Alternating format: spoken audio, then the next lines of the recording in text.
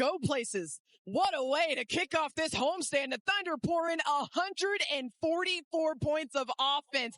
30 or more points in all four quarters, offense humming all night long, thanks to a whole lot of Aaron Wiggins, who finished with a career-high 41 points, and of course, a whole lot of celebration from his teammates and every single fan here inside of Paycom Center.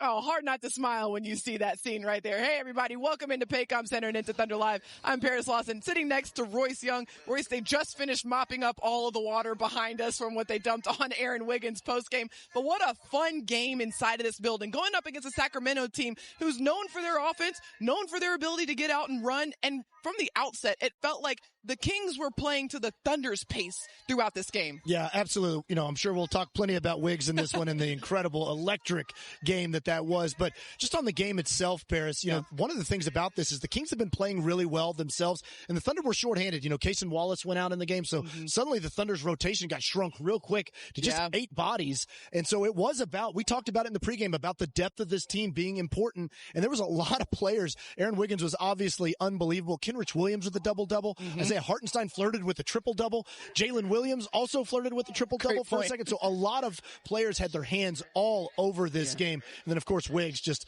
incredible. But I'll also say this, the way the Thunder played basketball throughout this game, it felt like they were getting an open shot almost every trip down the floor. The ball movement was spectacular. Yeah, there wasn't a ton of resistance for the Thunder tonight offensively. It just felt like they could get anything they wanted on that end of the floor, thanks to all the contributions that they had from all the healthy bodies that they had out there. All right, let's send it over to Chris Fisher and Michael Cage. The voices you heard throughout tonight's game. I can't choose what my favorite part of this game was, guys, so I'll ask you what yours was. Yeah, thank you, Paris. There's so many to choose from. I mean, there's so many different ways to define NBA basketball games. I mean, there's grinders, games that you have to pull out of the end. There's games that you have to survive and hold on to leads. That wasn't the case here tonight, Michael, because this Thunder team from the opening possession of the game had the offense going, and it turned into a party here on Saturday night. Well, it's hard to believe that this is just a 5-point game at the end of the first 12 minutes. And then it's like all of a sudden an explosion happened. It just went in all directions for the Thunder on the defensive end, the rebounding end, the scoring end, the pace end. And they just, you say, all right, you're up 25, 27 at halftime. You know the Kings are going to make a run because they came in the league and were in tonight's game with an 11-5 record. They had been playing extremely well. You just know they're going to make a run, and it's hard to maintain a big lead. The Thunder did it. They kept their foot on the pedal. Everybody was engaged, and, a couple of big-time performances. I mean, of course, Paris and Royce will talk about a little bit more about Aaron Wiggins. He had a special night. But the other guys, you had 4 guys with double figures in rebounding. That's something you just don't see. The Thunder had 70 rebounds. That's the most rebound a team has gotten in the entire NBA so far this season. So a lot of things are happening away from the basketball, not just, the points that the Thunder scored. 144 tonight? That's another big number, too. Season high for the Thunder. Yeah, one thing I also don't want to overlook, Michael touched on a lot of different things there, but was the defense that kind of settled in there in the second quarter where the Thunder were able to run past Sacramento, take the lead, take control of the game for good. The defense stepped up. As Royce said, Sacramento, 3 different players scoring over 20 points per game. All those guys pretty much shut down over the course of this game. No bench production from Sacramento. I thought the Thunder defense that settled in the second quarter was essentially the turning point of the game. Yeah, an excellent point. The Thunder able to run away with this one because they were able to slow Sacramento down. And Michael Cage, of course you're going to bring up the rebounding. I knew you would see that. You brought it up before I knew you would bring it up and see that number and be like, yeah, shout out to the Thunder for those 70 rebounds, the rebounding champ. All right, Chris and Mike, thank you so much. We'll see you a little bit later in the show. There's so many different chapters to this story here tonight, whether it's the offense that the Thunder put up or the rebounds that they pulled down or Aaron Wiggins. So we're just going to start from the top and just roll the tape and see how this game, which I'm going to add to this because you're going up against a team in the Sacramento Kings who have a man named Domantas Sabonis, who is a monster on the offensive glass. So the Thunder's ability to slow him down, not let him get going on those second chance opportunities, finish those plays with the rebound was huge. Yeah, that's a great point. Like, Wiggins was awesome on the glass. It was a career high 14 rebounds for him as well. That's kind of overlooked at this point. But Jalen Williams, J-Will was awesome battling Domantas Sabonis throughout this game. Again, J-Will had a good line overall, but really his physicality showed up throughout the this game, and just kind of the collective group, the way that they were able to attack the glass. It was really an energy game for the Thunder in a lot of different ways throughout this one. Of course, Wiggins' big night really kind of is the stamp on it, but there's a lot of guys, like I said, at the top that have their fingerprints on this one. Now, we could talk about this game, and we are going to continue to talk about this game in a little bit, but I want to hear from Thunder head coach Mark Daigneault, who's at the podium addressing the media. Mark, that was a pretty dominant performance from start to finish, from the shooting, the assists, the rebounds, defense. Tell me what maybe stood out to you the most about the team performance tonight. Well, offensively, the win was at our back with the shot making. I thought it was a regression to the mean from the other night where we didn't shoot it well. We shot it great tonight early, especially. And I thought the defense was pretty impressive for most of the game. I mean, we had some lapses, but Kaysen went out, Caruso was out, Dub's out. Those are three really, impactful point of attack defenders for us. And so we really needed, a lot of people to step up with the threats they have all over the floor. And I thought the guys collectively did a great job with that. So I was really, really pleased with our performance both ends. In addition to the fun that was Aaron Wiggins' night, do you view that as a little bit of a nod to the power of the system? I mean, Aaron, you've always said, is an expert in this system, and so much of what he got, particularly, the first three quarters, was just totally a product of that. Yeah. I mean, it turned into his night. He played with great confidence. He hasn't played great lately, so I was really happy with his aggressiveness starting the game and his confidence. He just, dove right into the game despite not being great. And obviously, an amazing night for him. I do want to say, we're banged up. We're missing a lot of guys. I wouldn't have had him in the game that late if we had more people. So I meant no disrespect to Sacramento, but it was a special night for him.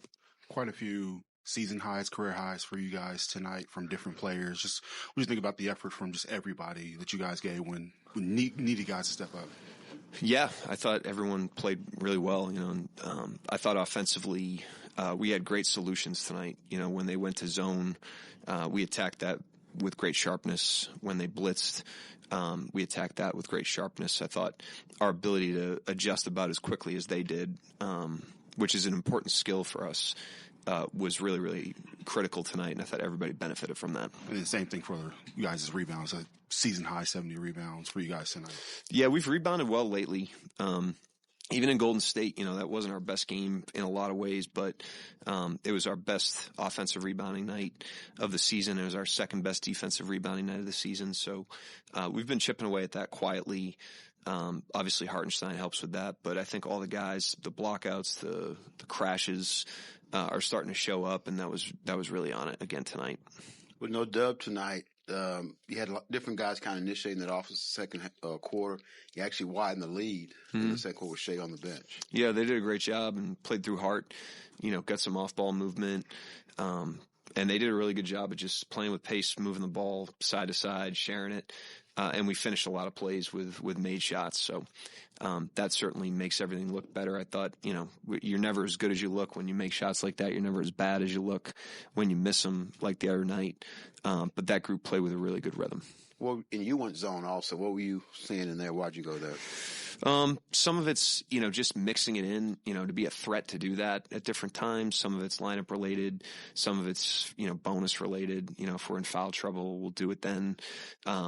To try to keep ourselves out of trouble there. But we definitely want to continue to use it. We use it almost every night. We want to be a threat to use it. So our opponents have to account for that out of timeouts and in the course of the game. Mark, your guys obviously like each other a lot, but to see the guys celebrate with Aaron, what about him in particular do your guys really seem to rally around? He's a fan favorite in our locker room, like other guys. He's not the only one, but he's all team.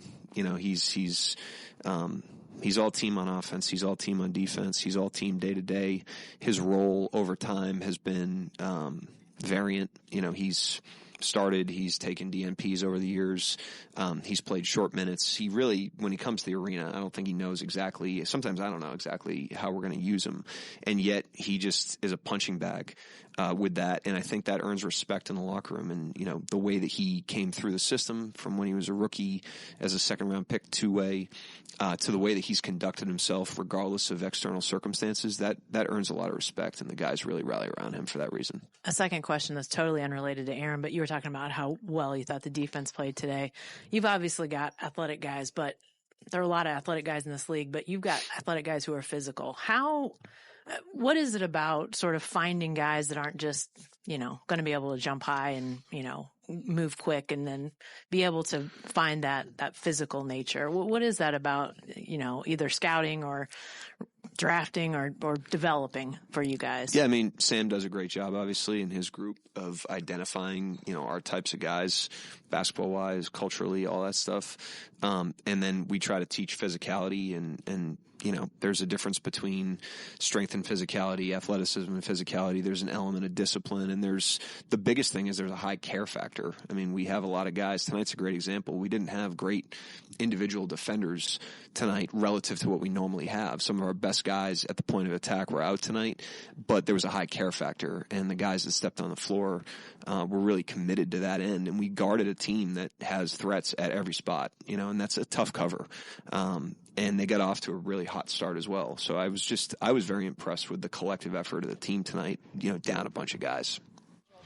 Yeah, this is a really good point made by Coach Daigneault tonight, one that I didn't even recognize until postgame. The fact that the context surrounding this game, you're without Jalen Williams, J-Dub, a great point of attack defender, no Alex Caruso, one of your best point of attack defenders, and then Kaysen Wallace leaves the game mid-game due to injury, and again, one of your best point of attack defenders, and yet OKC really able to just kind of shut off the water for Sacramento in the later points of this game in order to keep them quiet and walk away with a big-time win. Absolutely, because of course, like Coach Mark just mentioned, the threats that Sacramento has. It's not like that they don't have guys that are capable scorers to have there. I also like Coach Mark, what he kind of talked about with Wiggs. I think in the context of everything, you know, Wiggs is the ultimate team player, ultimate role player. Talked about just how he shows up to these games, and sometimes Wiggs plays 5 minutes, sometimes he plays 35 minutes. You never really know exactly what you're going to get. And I think a lot of that is the crowd felt that too, and that's the appreciation for a guy like Aaron Wiggins to start chanting his name for the career night that he was having, because of course the team was excited about it, but this